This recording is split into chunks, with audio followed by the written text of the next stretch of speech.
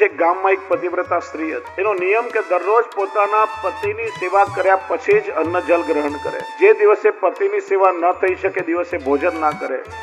2-4 દિવસ પતિ બહારગામ ગયો હોય તો ભૂખી તરસે, પણ પતિની સેવા કરીને જલ પીએ. હવે એકવાર એના પતિને 6 મહિના સુધી કોઈ વેપારના કામ માટે બહાર ગામ જવાનું થયું. હવે શું કરે? 6 મહિના પતિની સાથે ચાલી જાય તો ઘરમાં ઘરડા મા બાપ છે, એનું ધ્યાન કોણ રાખે? બાળકોને કોણ સંભાળે? ઘરની વ્યવસ્થા કોણ જોવે? અને ઘરમાં મૂકીને જાય તો 6 મહિના ભૂખી તરસી જીવી કેવી રીતે શકે? 2-4 દિવસની વાત હોય તો સમજાય, કદાચ જોડે લઈ જાય, કદાચ ઘરમાં મૂકીને જાય, પણ તો 6 મહિનાની વાત છે. પતિએ એક યુક્તિ કરી. પોતાના જેવો આબેહૂબ માટીનો એક પૂતળો બનાવ્યો અને ઘરના એક ખૂણામાં બેસાડ્યો અને પોતાની પત્નીને કે જો આ માટીના પૂતળામાં હું પોતે છું એવો ભાવ રાખી તો દરરોજ એની સેવા કરજે અને પછી ભોજન કરી લેજે. બંનેની વાત રહી ગઈ. પતિ ગયો બહારગામ અને પેલા માટીના પૂતળામાં સાચો પતિ છે એવો ભાવ રાખે અને પેલી સ્ત્રી એ માટીના પૂતળાની સેવા કરે અને ભોજન કરી લે. ગોપીઓ કે પ્રભુ હવે સાવધાન થઈને સાંભળો. એક દિવસની વાત. દરરોજની જેમ પેલા પતિવ્રતા સ્ત્રી માટીના પૂતળાની સેવા કરવા જતી હતી, તેનો સાચો પતિ દ્વાર પર આવીને ઉભો રહ્યો. હવે પેલી શું કરે? જો માટીના પૂતળા પાસે ન જાય તો પતિની આજ્ઞાનું ઉલ્લંઘન થાય અને પોતાના પતિ પાસે ન જાય તો પતિની અવજ્ઞા થાય. શું કરવું જોઈએ? ભગવાન કે એમાં પૂછવાનું શું? જ્યાં સાચો પતિ દ્વાર પર આવીને ઉભો છે ત્યાં માટીના પૂતળાનું શું કામ? ગોપીઓ કે પ્રભુ અમે પણ ક્યારની આપને એ તો સમજાવી રહી છીએ. જેની પાસે મોકલી રહ્યા છો એ માટીના પૂતળા છે અને એક દિવસ એમનું શરીર માટીમાં મળી જશે, પણ પ્રભુ મારા જન્મો જન્મના પતિ તો આપ છો. તમે એમને પતિવ્રતા ધર્મનો ઉપદેશ આપો છો. તમારું પાતિવ્રત્ય અખંડ કેવી રીતે? કેટલાય જન્મો લીધા હશે. ગયા જન્મમાં શરીરનો પતિ કોઈ જુદો હતો, આ જન્મમાં શરીરનો પતિ વળી કોઈ જુદો છે, આવતા જન્મમાં શરીરનો પતિ કોઈ જુદો થશે, પણ આત્મા તો એનો એ જ છે ને. અને પ્રત્યેક જન્મમાં આત્માથી આપની સાથે અમારું વર્ણ થાય તો જ અમારો પાતિવ્રત્ય અખંડ રહી શકે. દરેક જન્મમાં અમે આપને પતિના રૂપમાં પામીએ. આ સાંભળી ભગવાન પણ ચૂપ થઈ ગયા, કઈ ન બોલી શક્યા. કૃષ્ણ કહેતા હું દરરોજ માખણ ખાઉં છું, નવનીત અરોગું છું અને મારો સ્વભાવ નવનીત જેવો કોમળ થઈ ગયો છે.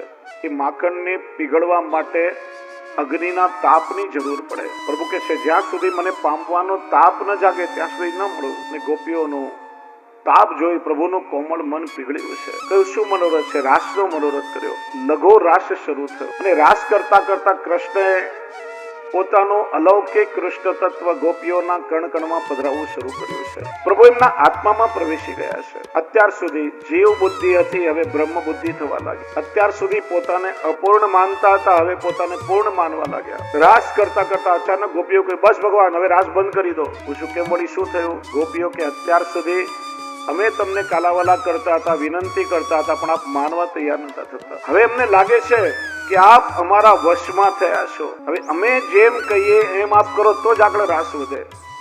આપને જો રાસ કરવાની ઈચ્છા હોય તો અમારા ચરણમાં પડીને આપ વિનંતી કરો તો આગળ રાસ થાય. જ્યાં ગોપીજનોમાં સૌભાગ્ય મદ આવ્યો, તાસામ તત્ સૌભાગ્ય મદમ વીક્ષમાનમ ચ કેશવ પ્રશમાય પ્રસાદાય તત્રૈવાંતર ધીયત. ભગવાન કે મદ તો મેં મારી મૈયાનો પણ સહન કર્યો નથી, મદ તો મેં મારા આપ્તજનોનો પણ સહન કર્યો નથી, તો તમારો મત કેવી રીતે સહન કરું? અને એ ગોપીજનોમાં સૌભાગ્ય મદ આવતા પ્રભુ ત્યાંથી અંતર્ધાન થઈ ગયા, પ્રત્યક્ષ રૂપે દેખાતા બંધ થઈ ગયા. બહુ મોટો ખજાનો હાથમાં આવ્યો હોય અને ક્ષણમાં એક ખજાનો હાથમાંથી ચાલ્યો જાય એવી ગોપીઓની દશા થઈ. પ્રભુ મળ્યા તો ખરા પણ અધવચ્ચે છોડીને ચાલ્યા ગયા. કે છે ને કોઈક અમૂલ્ય વસ્તુ આપણને મળી હોય પણ પાત્રતા ન હોય ને તો માણસ જીરવી ન શકે. અધિકારો એટલું જ માણસ જીરવી શકે. એક ગામમાં એક બહુ ગરીબ મજૂર રહેતો હતો. આખો દિવસ મજૂરી કરી અને 100-150 રૂપિયા રળી દે. એને ક્યારે 1000 રૂપિયા ભેગા નહીં જોયા હોય. એકવાર એને લોટરીની ટિકિટ ખરીદીને 10 કરોડ રૂપિયાની લોટરી લાગી. પેલો લોટરી વાળો એને બહુ સારી રીતે ઓળખે કે બહુ ગરીબ માણસ છે. એને ખબર પડશે કે આટલા બધા રૂપિયા એને મળે છે, એને જીરવી નહીં શકે તો એને એટેક આવી જશે, એનો હાર્ટફેલ થઈ જશે. પોતાના એક માણસને બરાબર સમજાવીને મોકલાવ્યું કે ભાઈ તું ધીરે ધીરે ના મગજમાં ઉતારજે, એક સામટો નહીં કહી દેતો. લોટરી વાળાનો માણસ આવ્યો મજૂર પાસે, પૂછ્યું તને 10,000 રૂપિયા મળે તો શું કરે? કે 10,000 રૂપિયા? અરે મેં તો ક્યારે જોયા નથી. તને મળે તો શું કરે? હું એક સાયકલ ખરીદી લઉં અને સાયકલ પર બેસીને દરરોજ મજૂરી કરવા જાઉં. કે તને 10 લાખ રૂપિયા મળે તો શું કરે? એટલે પછી તો એક મોટરસાયકલ ખરીદો, ટુ વ્હીલર ખરીદો, આ ઝૂંપડામાંથી પછી એક સારા રૂમમાં રહેવા જાઓ, બાળકોને નિશાળમાં ભણવા બેસાડો, રાશન પાણી અનાજ ખરીદો, શાંતિથી જીવ. પેલું કે તને 1 કરોડ રૂપિયા મળે તો શું કરે? પછી તો ફ્લેટમાં રહેવા જાઓ, સરસ મજાની ગાડી ખરીદો, આ શહેરની સારામાં સારી નિશાળમાં બાળકોને ભણવા બેસાડો, સુખ ચેનથી જીવ. પેલું કે તને 10 કરોડ રૂપિયા મળે તો શું કરે? એમાંથી 5 કરોડ હું તને આપી દઉં. એ સાંભળીને આવનારને એટેક આવી ગયો, હાર્ટ ફેલ થઈ ગયું. મને 5 કરોડ મળી જશે. માણસની પાત્રતાથી અધિક મળે તો માણસ જીરવી ન શકે. પ્રભુએ પાત્રતાથી અધિક દાન બ્રજભક્તોને કર્યું હતું. ગોપીઓ જીરવી ના શકી અને ઠાકોરજી અંતર્ધાન થઈ ગયા છે. ગોપીઓ વિચારે કે શું કરીએ? પ્રભુ મળ્યા પણ છોડીને ચાલ્યા ગયા. ગોપીઓ એક સામથી પ્રભુને શોધવા માટે નીકળી છે. બહુ આગળ નહીં ગયા હોય. માર્ગમાં જેટલા વૃક્ષ મળ્યા એ બધાને ગોપીઓ પૂછે. પીપળાનું વૃક્ષ મળ્યું, આંબાનું મળ્યું, જાંબુનું મળ્યું, પલાશનું મળ્યું. તમે અમારા પ્રભુને ક્યાંય જોયા છે? કેટલાક વૃક્ષોએ હા કહી, કેટલાક વૃક્ષોએ ના કહી. નામ થયું જાન અજાન વૃક્ષ. આજે પણ ગોવર્ધન જતીપુરાની વચ્ચે ઊભું છે. પ્રશ્ન થાય કે વૃક્ષ તો વૈષ્ણવનું સ્વરૂપ છે અને વૈષ્ણવ તો બીજાને પ્રભુ સુધી મોકલે. આ વૃક્ષો જાણતા હતા પણ ના કેમ કહી? એનું કારણ હૃદયનો કોઈ અલૌકિક ભાવ એ સમભાવ વાળા વ્યક્તિ પાસે ખોલીએ તો સત્સંગ થાય. પણ જો સામે વાળો વ્યક્તિ યોગ્ય પાત્ર ન હોય તો બધો રસાભાસ થઈ જાય. પ્રગટ કિયે રસ જાય. એટલે હૃદયનો ભાવ ગમે તેની પાસે ના વ્યક્ત કરવો. અને એટલા માટે વૃક્ષોએ ના કહી છે. મોર મળ્યો, કોયલ મળી, દરેકને પૂછ્યું. તુલસીનું વન આવ્યું. એક ગોપી કે આ તુલસી તો શ્યામ સંગીની છે, એ જાણતી હશે કે પ્રભુ ક્યાં છે? બીજી ગોપી કે એ તો મને મારી સોતન જેવી લાગે છે, એ થોડી બતાવશે, ઉલટો વળીને આપણું અપમાન કરીને કાઢી મૂકશે. ત્યારે ગોપી કહે છે ચલો સખી સોતન કે ઘર જઈએ, માન ઘટે તો કહા ઘટ જઈએ, પીએ કે દર્શન પઈએ. વગડે વગડે વન વન ગોપીઓ પ્રભુને શોધવા પડતી રહી. પ્રભુનું સ્મરણ કરતા કરતા એવો તાપ થવા લાગ્યો કે ગોપીઓ પોતાને જ કૃષ્ણ સમજવા લાગી, કૃષ્ણની લીલાનું અનુકરણ કરવા લાગી. જો વિજ્ઞાન કે છે કોઈ પણ વ્યક્તિનું કે વસ્તુનું આપણે સતત ચિંતન કરીએ, આખો દિવસ એનું સ્મરણ કરીને યાદ કરીએ તો એના જેવો રૂપ ગુણ સ્વભાવ કઈ ને કઈ આપણામાં ચોક્કસ આવે. સ્વામી રામકૃષ્ણ પરમહંસે જુદી જુદી પ્રકારે ભક્તિના પ્રયોગો કર્યા હતા. એમણે હનુમાનજીની ઉપાસના કરી, એમાં એટલા તલ્લીન થઈ ગયા કે એમને પૂછડું ઉગવા લાગ્યું. પછી હનુમાનજીની ઉપાસના છોડી દેવીની ઉપાસના કરી. એમાં પણ એટલા એકાગ્ર થયા કે એમના શરીરમાં સ્ત્રી જેવા ચિહ્નો પ્રગટ થવા લાગ્યા. એટલા માટે શ્રી મહાપ્રભુજી આજ્ઞા કરે, સેવા એટલે માત્ર ક્રિયા નહીં, ચેતસ તત્ પ્રવણમ સેવા. મનનો પૂર્ણ રૂપે કૃષ્ણમાં એકાગ્ર થઈ જવું, ત્યારે જ એની અનુભૂતિ આપણને થાય. જેને કહેવાય છે કીટ ભ્રમર ન્યાય. પેલી ભમરી જીવડું પકડીને લઈ જાય, જીવડાને ડંખ માર્યા કરે.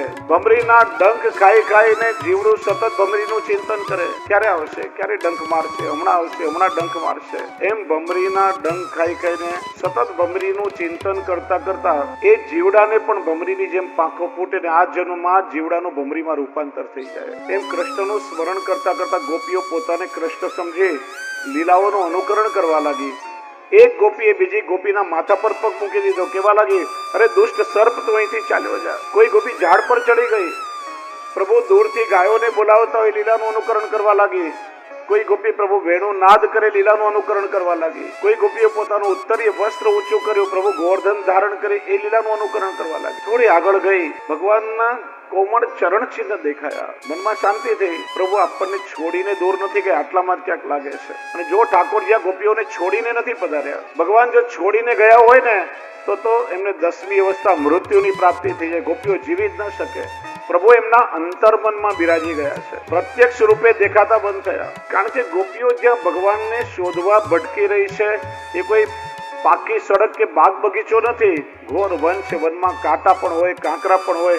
એક પણ કાંટો કે કાંકરો ગોપીને વાગ્યો નથી. જે માર્ગે ગોપી પ્રભુને શોધવા નીકળે એનો માર્ગ સ્વયં ઠાકોરજી પોતે સ્વચ્છ કરી રહ્યા છે. મારી કોઈ ગોપીને પરિશ્રમ ન થવો. કોઈ ગોપી મૂર્છિત થઈને ઢળી પડે તો સ્વયં પ્રભુ એને સંભાળી. આ ચરણ ચિહ્ન જોઈને શાંતિ થઈ, પણ થોડા પુષ્પ વિખરેલા જોયા. વિચાર્યું કે પ્રભુ આપણને છોડીને ગયા છે, પણ નક્કી આપણામાંથી કોઈ એક ગોપીને સાથે લઈને પધાર્યા છે. આપણે તો સાધનોમાં અટવાયા કર્યા. સાચું આરાધન તો એ ગોપીએ કર્યું હશે કે જેને પ્રભુ લઈ ગયા છે.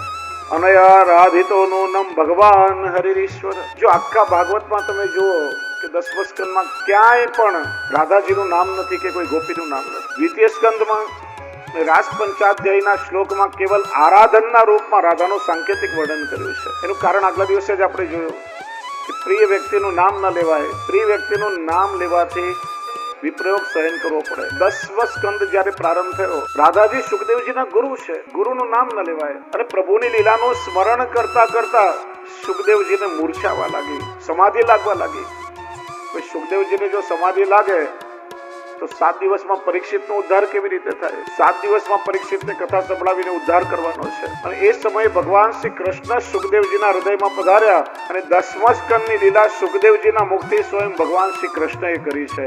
એટલા માટે ક્યાંય રાધાજીનું નામ નથી. જેમ ગોપાલદાસજીના 9 આખ્યાન તમે જો, જેને આપણે વલ્લભાખ્યાન કહીએ, શ્રી મહાપ્રભુજીના વહુજી, શ્રી ગોપીનાથજીના વહુજી, 7 બાળકોના વહુજી, બેટીજી, બધા પરિવારનું નામ છે, પણ શ્રી ગુસાઈજીના બેમાંથી એક પણ વહુજીનું નામ નથી. એનું કારણ 10મો સ્કંદ ગાયો હોય ભલે ગોપાલદાસજીએ, પણ સ્વયં શ્રી ગુસાઈજી એમના હૃદયમાંથી વાંગમય સ્વરૂપે પ્રગટ્યા છે. એટલા માટે એમના વહુજીનું નામ. એમ ભાગવતજીમાં રાધાજીનું પણ કોઈ નામ નથી. થોડી આગળ ગઈ, નજીકની ઝાડીમાંથી કોઈ સ્ત્રીના રડવાનો કરુણ સ્વર સંભળાઈ રહ્યો હતો. હા નાથ, રમણ પ્રેષ્ઠ, ક્વાસી ક્વાસી મહાભુજ, દાસ્યાસ્તે કૃપણાંબે સખે દર્શય સન્નિધિ. હે રમણ પ્રેષ્ઠ મહાભુજ, આપ ક્યાં છો?